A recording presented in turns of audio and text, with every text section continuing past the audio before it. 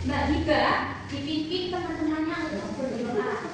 Baik teman-teman, sebelum kita mulai pembelajaran kita ini, kita baca basmalah terlebih dahulu. Bismillahirrahmanirrahim. Amin. Oke, nah sebelum kita belajar, coba diperhatikan tempat duduknya, dirapikan dulu.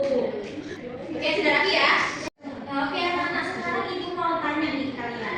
Kemarin kita udah belajar apa ya? Sinonim. Oke, bisa dijelaskan dong Mbak Levia, sinonim itu apa? Kalau sinonim itu sama kata, kalau antonim itu lengkap. Oke, coba ibu tanya ke Mbak Kiran. Mbak Kiran, sinonimnya pintar apa Mbak Kiran? Sinonimnya kita itu padat. Oke, pintar. Jadi anak-anak sekalian sudah paham tentang sinonim sama antonim ya? Sudah. Sekarang kita masuk ke materi selanjutnya, yaitu tentang homonim. Homonim itu apa sih Bu? Ada yang tahu? Nah, jadi homonim itu adalah kata yang ejaannya itu sama, tapi ternyata maknanya beda. Contohnya, bisa itu punya dua makna. Bisanya ular atau bisa, contohnya kayak aku bisa memasak dengan bisa ular, kan beda maknanya. Tapi dia tetap satu kata. Kalau kalimat efektif itu apa Bu? Jadi kalimat efektif itu kalimat yang nggak bertele-tele. Kalau ada kata yang sekiranya bisa dihapus, dihapus aja. Jadi kalimatnya nggak terlalu panjang, singkat, padat, dan jelas. Oke, Bu, apa sih tujuannya kita belajar kalimat homonim dan kalimat efektif? Jadi tujuannya adalah supaya kalian itu bisa membedakan arti kata ini tuh apa sih? Terus kalau di konteks yang ini, kata ini jadi maknanya gimana ya?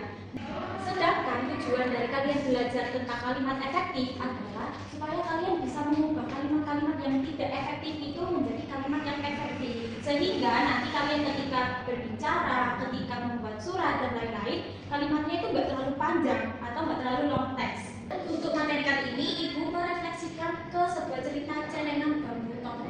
Si Tono ini, dia pengen punya sepeda baru. Nah, ayahnya Tono menyuruh Tono untuk menabung uangnya dulu di celengan bambu. Nah, sekarang coba diperhatikan di sini ada dua teks yang atas sama yang bawah. Dua-duanya ada satu kata yang Ibu kasih warna kuning. Kata apa? Rapat. Rapat. Nah, ini kedua kata rapat ini, apakah artinya sama? Beda. Kenapa beda? Nah, untuk kalimat rapat yang pertama artinya itu padat. Di celengannya ini tuh rapat, penuh dengan uang. Di rapat yang kedua itu artinya dekat dengan target. Artinya si Tono ini semakin cepat membeli sepeda baru. Nah, sekarang di sini ada ayah.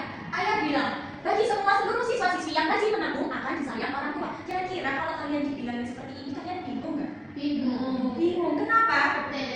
Bertele-tele. Untuk contoh keduanya ada kalimat Tono tidak akan amat sangat boros sekali dalam jalan. Jadi kalimat efektifnya di mana? Tono berjanji pintar sekali.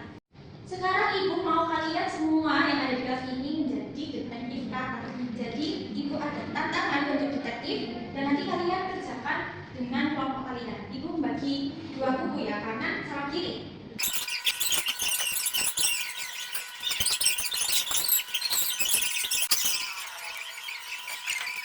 Gimana anak-anak, ada yang sudah selesai kelompoknya? Sudah. Oke, sekarang Ibu mau kelompoknya Mbak Novi, satu orang perwakilan maju ke depan. Oke, di sini Ibu sudah menempel hasil pengerjaan kelompok kalian. Oke, sekarang dijelaskan kelompoknya Mbak Kiran. Dari aktivitas 1 ada kata rapat. Rapat itu maknanya yang pertama apa Mbak Kiran? Rapat yang pertama itu maknanya itu penuh atau padat. Ya, yang kedua itu dekat. Oke, dekat dengan target.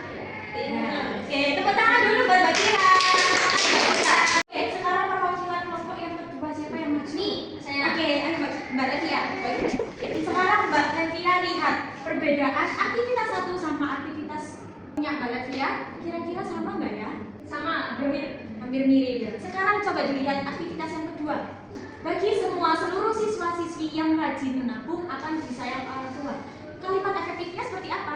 Bagi semua siswa yang rajin menabung akan disayang orang tua.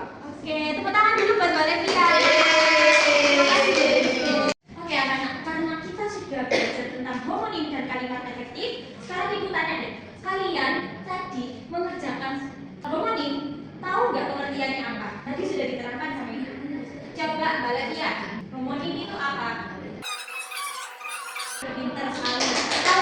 Kalimat efektif, Mbak Hika.